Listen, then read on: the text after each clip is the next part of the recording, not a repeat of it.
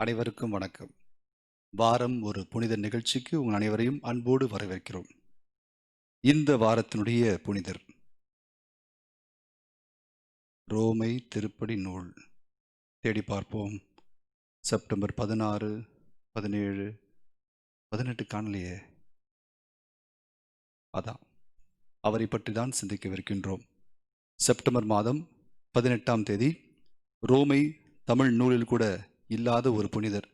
நிறைய பேருக்கு அந்த புனிதர் தெரியாது. ஆனால் எனக்கு ரொம்பவும் பிடித்த ஒரு புனிதர். அவருடைய வாழ்க்கை முறை அப்படி. அவருடைய பெயர் குப்பர்தினோ நகரத்து சூசை. ஏன் அப்படின்னா இவரை பற்றி நான் கேள்விப்பட்டதே இல்லையே நினைக்கலாம்.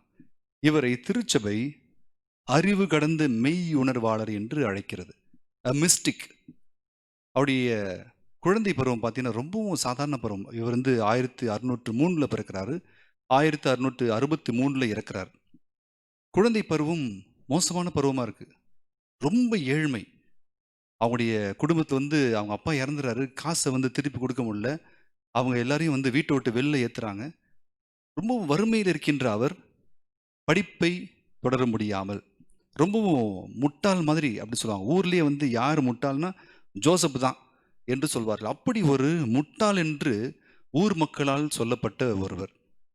இவரை தன்னுடைய தாய் என்ன பண்ணுறாங்கன்னா, இங்கேயே இருந்தால் அவள் இந்த பையன் கெட்டு போயிடுவான் என்பதற்காக தொழிற்கல்வி படிக்க அனுப்பலாம் என்பதற்காக அனுப்பி வைக்கிறாங்க. தான் செருப்பு தைக்க கற்றுக்கிறார். செருப்பு தைப்பது, பிறகு கார்பென்ட்ரி இதெல்லாம் கற்றுக்கிறார்.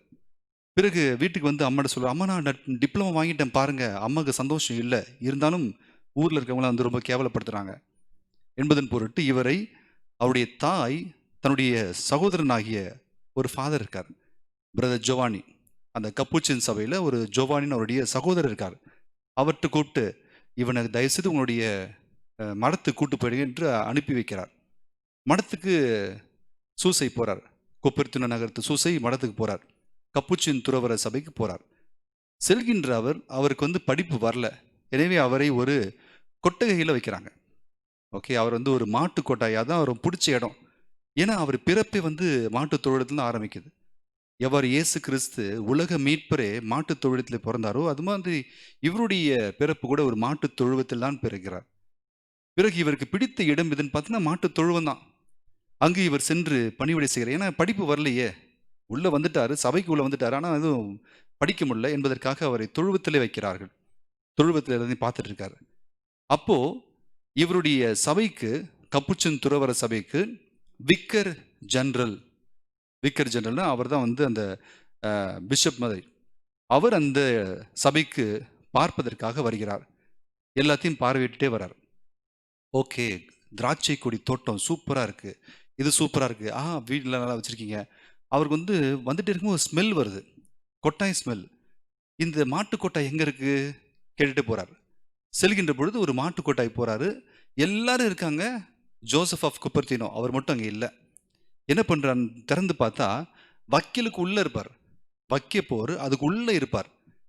அவர் விக்கர் ஜெனரல் பார்த்ததுக்கப்புறம் எல்லாம் போய் எழுப்பாங்க. எப்படி காலில் வச்சுட்டு ஜோசப் எழுந்துடுறா எழுப்பாங்க. எழுந்து வந்துடுவார். விக்கர் ஜெனரல்கிட்ட பேச ஆரம்பிப்பார். அங்கே ஒரு ஆட்டுக்குட்டி கத்தும். அப்புறம் என்னன்னு கேட்பார். விக்கர்ஜி என்னாச்சு அப்படின்னு கேட்பார். நேற்று தான் குட்டி போட்டுச்சு, குளிரில் நடுக்கிட்டு இருந்துச்சு, ஒரு வாரமாக நான் அதை கட்டி பிடிச்சி தூங்குறேன்னுவார். உன்னை போன்று ஒருவன் தான் திருச்சபைக்கு தேவை, உன்னை போன்று ஒரு ஆயன் தான் திருச்சபைக்கு தேவை என்று அவனை தனியாக அழைத்து இரவு முழுவதும் அவளோடு சேர்ந்து அமர்ந்து பெரிய பெரிய விஷயத்தெல்லாம் சாதாரணமாக டிஸ்கஸ் பண்ணுவாங்க.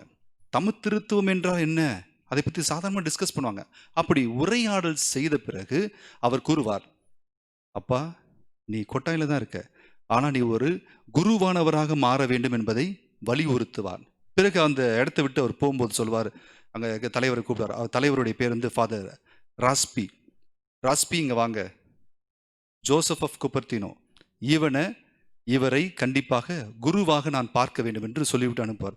எல்லாருக்கும் ஒரே ஆச்சரியம், இவர் முட்டாள், இவனை போய் குருவானவராக மாறணும்னு சொல்றாங்களே என்றெல்லாம் ஆதங்கப்படுவார்கள். பிறகு அங்கிருந்த பிரில்லியண்டான ஒருத்தர், அவர் பேர் ஒர்லாந்தோ, சகோதரர் ஒர்லாந்தோ, அவரை அழைத்து, ஒர்லாந்தோ நீ தான் இவனுக்கு சொல்லித் தரணும் என்று விக்கர் ஜெனரல் சொல்லிட்டு போயிடுவார். அப்போ பிறகு ஒர்லாந்தோ உட்காந்து நிறைய சொல்லி கொடுத்துட்டே இருப்பார். ஆனால் அந்த விக்கர் ஜெனரலோட பேசும்பொழுது ஒரே ஒரு வார்த்தையை அவர் கூறுவார். லூக்கா நற்செய்தி 15ஆம் அதிகாரம் 4வது இறை வார்த்தை, அனைவருக்கும் பிடித்த தெரிந்த ஒரு வார்த்தை. உங்களுள் ஒருவரிடம் இருக்கும் 100 ஆடுகளுள் ஒன்று காணாமற் போனால் அவர் 99 ஆடுகளையும் பாலை நிலத்தில் விட்டுவிட்டு காணாமற் போனதை கண்டுபிடிக்கும் வரை தேடிச் செல்ல மாட்டாரா என்கின்ற இந்த வார்த்தை. அந்த வார்த்தையை வந்து விக்கர் ஜெனரல் பேசும்போது, நைட்டு பேசும்போது சொல்லுவார். இவருக்கு அது மட்டும்தான் மனப்பாடமாகும், வேற எதுவுமே மனப்பாடமாகாது. அடுத்து தேர்வு வருகின்றது. தேர்வுக்கு வருகின்ற பொழுது இவர் சொல்லுவார், போய் உட்காந்து வெயிட் பண்ணிருப்பார்.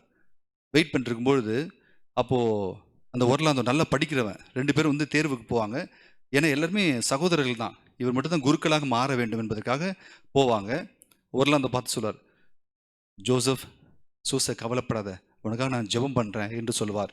அப்போ சூசை சொல்லுவார், உன் ஜெபத்தை நீ வீணடிக்காதே, உனக்காக ஜெபித்துக்கொள் என்று சொல்லிவிட்டு உள்ளே போவார். உள்ளே போனதுக்கப்புறம் இந்த எக்ஸாம் பேனல், ஓகே, ப்ரொஃபஸர்ஸ்லாம் உட்காந்துருப்பாங்க. அப்போ வந்து தேர்வு நடக்கிறது, எல்லாம் அமர்ந்திருப்பார்கள். அமர்ந்திருக்கின்ற பொழுது அவர் பார்த்து கேட்பார்கள். ஏன்னா பைபிள் வந்து கரைச்சி குடித்தா தான் வந்து குருவானவராக மாற முடியும் என்பதற்காக தியாக்கன்மாருக்கு முன்னாடி இருக்கிற நிலை. அப்போது கேள்வி கேட்பாங்க. விவிலியத்தை புரட்டி பார்த்து விட்டு, லூக்கா நற்செய்தி 15ஆம் அதிகாரத்தை மனப்படமாக தெரியுமா சொல்லுன்னுவாங்க. அவர் அப்படியே பார்ப்பார். பார்த்த பிறகு அவர் கேட்பாங்க, தெரியுமா தெரியாதா? தெரியும், சொல்லு. ஆரம்பிப்பார். வரிசையாக ஒப்பிச்சுக்கிட்டே இருப்பார். எனக்கு தெரிஞ்ச விஷயம் ஒரே விஷயம் அதுதான். அதுதான் கடவுளுடைய பராமரிப்பு. ஆண்டவருடைய பராமரிப்பை பார்க்கின்ற பொழுது இவன் வரிசை சொல்கிறத பார்த்து இவர் செலக்டட்னு அனுப்பிச்சிடுவாங்க. ஒர்லாந்த அடுத்தது வருவார், தோற்று போய் விடுவார். நல்லா படித்த ஒருவர், ஆனால் கடவுள் அவரை தேர்ந்தெடுக்கவில்லை, ஒரு முட்டாளை கடவுள் தேர்ந்தெடுப்பார். அதனால தான் விக்கர் ஜெனரல் கூட பேசும்போது ஒரு வார்த்தை வரும், படிப்பது, reading and writing any fool can do. எழுதுவது படிப்பது எந்த முட்டாள் வேணா படிப்பும் செய்வான், ஆனால் sacred calling comes from God சொல்லுவார். இறை அழைத்தல் என்பது, திரு அழைத்தல் என்பது கடவுளிடமிருந்து மட்டும்தான் வர முடியும், அது உனக்கு உண்டு என்று சொல்லி செல்வார். அதை தன்னுடைய வாழ்க்கையிலே பார்ப்பார். பிறகு மடத்திற்கு வந்த பிறகு இது பைபிள் முடிஞ்சிருச்சு, இதுக்கப்புறம் நிறைய படிக்கணும், சாமியார் நிறைய படிக்கணும், கேனல் லா படிக்கணும், நிறைய மாரல் தியாலஜி படிக்கணும், நிறைய படிக்கணும். எல்லா புக்ஸும் தூக்கி கொடுப்பாங்க. படித்து விட்டு ஒன்றும் ஏறாது, மண்டல எதுவும் ஏறல. இருந்தாலும் செல்வார். சென்ற பிறகு அந்த தேர்வுக்கு சென்று எல்லாம் வரிசையில் நிற்பாங்க. அப்போ வந்து பக்கத்தில் 2 பேர் பேசிப்பாங்க. டேய், யார் தெரியுமா எக்ஸாமினரு? ஆர்ச் பிஷப், நேபிள்ஸோட ஆர்ச் பிஷப், அவர் தான் தேர்வு வந்து நடத்த போகிறாராம். அவர் மோசமான ஆள், ரொம்ப ஸ்ட்ரிக்டான ஆள்னு சொல்லுவாங்களாம். அப்போ நேபிள்ஸோட ஆர்ச் பிஷப் உள்ளே வருவார். வரும்பொழுது குப்பரத்தின் நிற்பார். அந்த நேபிள்ஸோட ஆர்ச் பிஷப் யாருன்னு பார்த்தீங்கன்னா, அவர் கொட்டைகள் இருக்கின்ற பொழுது அமர்ந்து பேசினாரே விக்கர் ஜெனரல், அவர் தான் வந்து நேபிள் நகரத்துடைய பேராயராக மாறுகிறார். வந்து பார்க்கும்போது, ஏய் கொப்பரத்தினோ, முட்டி போட்டு சிலுவை வாங்குவார். மற்றவங்க நிற்பாங்க, முட்டி போடுவார். ஏய் நீ என்ன பண்ணுற? எக்ஸாமுக்கு வந்திருக்கேன், நீ ஏற்கனவே பாஸ் பண்ணிட்ட, இவருக்கு குருத்துவத்திற்கு தகுதி உண்டு, அனுப்பிவிடுன்னு சொல்லுவாங்க. அவ்வளோதான், குருத்துவத்திற்கு அவர் தயாராகி விட்டார். தன்னுடைய வாழ்க்கையிலே கடவுள் யதார்த்தமான பிள்ளைகளை உயர்த்துகிறார். முட்டாள் என்று சமுதாயம் கருதுபவர்களை உயர்த்துகிறார். நம்மை போன்று நிறைய பேர் நம்மளை சொல்லியிருப்பாங்க, முட்டாளு, லூசு சொல்லியிருப்பாங்க. நம்மை போன்றவர்களுக்கு இவர் ஒரு பாதுகாவலர்.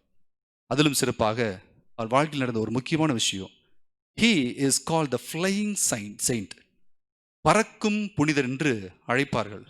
எப்பனா அவர் எப்பொழுதெல்லாம் பறப்பார் என்று பார்த்தீர்கள் என்றால், அவர் ஜெபிக்கின்ற பொழுது, திருப்புகழ் மாலை, அதான் இந்த இதில் லெக்ஸியோ திவினான்னு சொல்லுவாங்க, எல்லாம் உட்காந்து வந்து வாசிச்சுட்டு இருப்பாங்க. ஆஃபீஸ் ஆஃப் த டேன்னு வாசிப்பாங்க. அந்த ஜெபத்தை வாசிக்கின்ற பொழுது இவர் அப்படியே மேலே எழுதி பறப்பார்.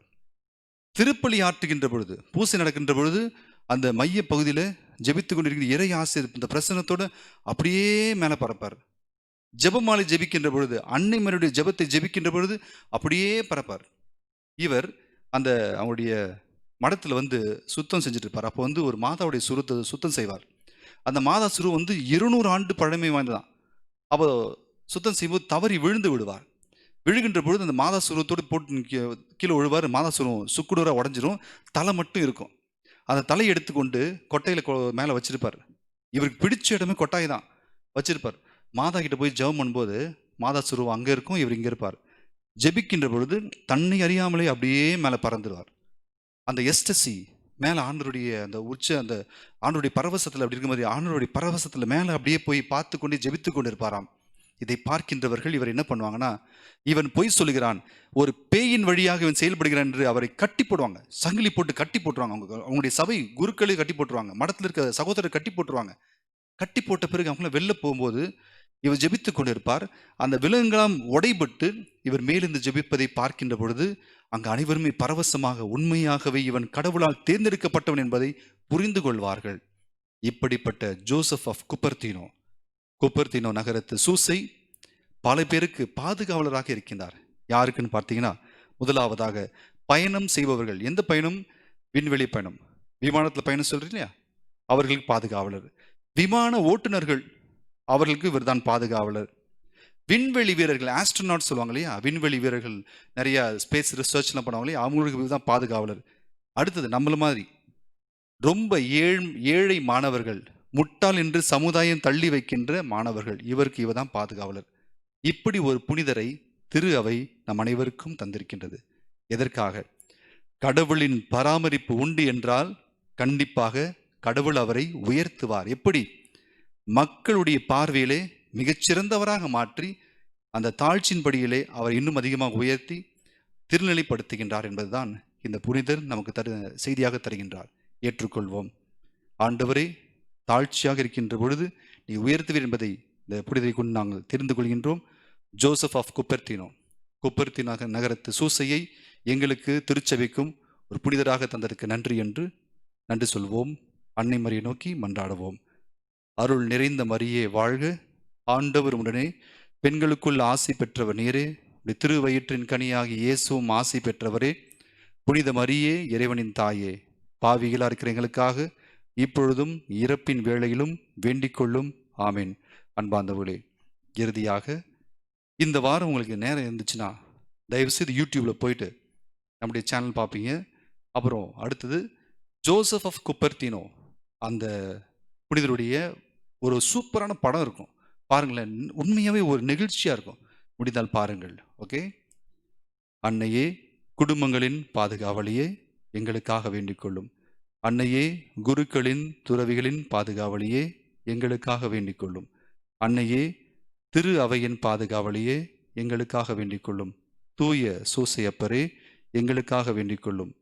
தூய குப்பர்தீனோ நகரத்து சூசையே, எங்களுக்காக வேண்டிக் கொள்ளும். தந்தை, மகன், தூய ஆவியாரின் பெயராலே ஆமீன். மீண்டும் அடுத்த வாரம் சந்திப்போம். நன்றி, வணக்கம்.